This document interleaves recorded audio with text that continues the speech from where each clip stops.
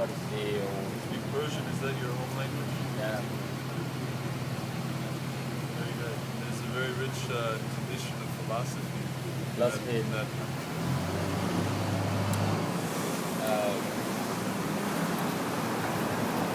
هذا سنة في الإسلام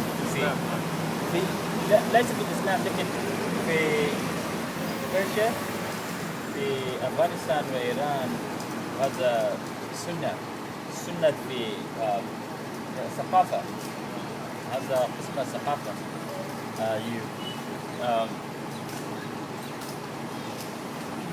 اسم الله. تسبيح. This man was curious if I'm a Buddhist. I explained to him that I'm a Hare Krishna. Yes. And our philosophy is a little different, that we practice loving devotion to God. And it's called Bhakti Yoga. It's the art of devotion. And he explained to me that where he's from in Afghanistan, there's a rich tradition of people who meditate on the names of God and on the different aspects of God.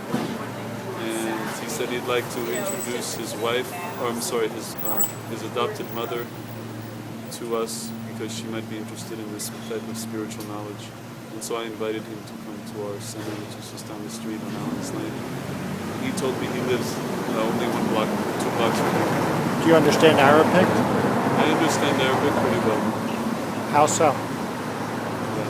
I studied for some years in college, and I also lived in Palestine for some time. My family, Israel.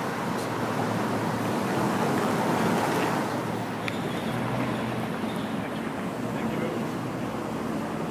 I said I've been associated with the Hare Krishna movement for about 5 years.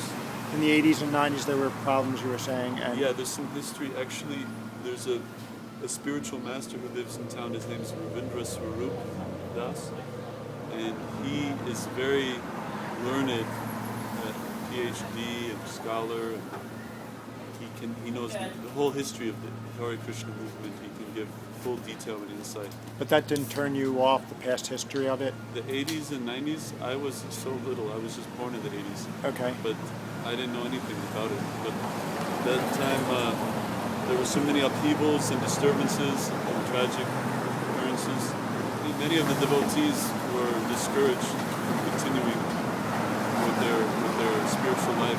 Many of the gurus made mistakes. But now there's, just like with every religious movement, if you study, there's some maturation period. And now I feel that it appears that the society is much more, a little more grown up, and that people are making proper decisions and learning how to interact with the greater world in a better way. So I have hope, and despite any temporary upheavals, the philosophy, if you actually study the books with a cool head, with rational mind, and try to understand what's in these writings, it'll appeal to anyone with genuine desire to understand the truth. It'll be appealing to anybody with an open mind. So I found my faith and my practice on the knowledge in the books, and I try to apply it and see how it rings true in my own experience. And therefore, I have a good deal of comfort, satisfaction, being part of the movement, and I hope to continue to live my whole life this way. I'm very happy.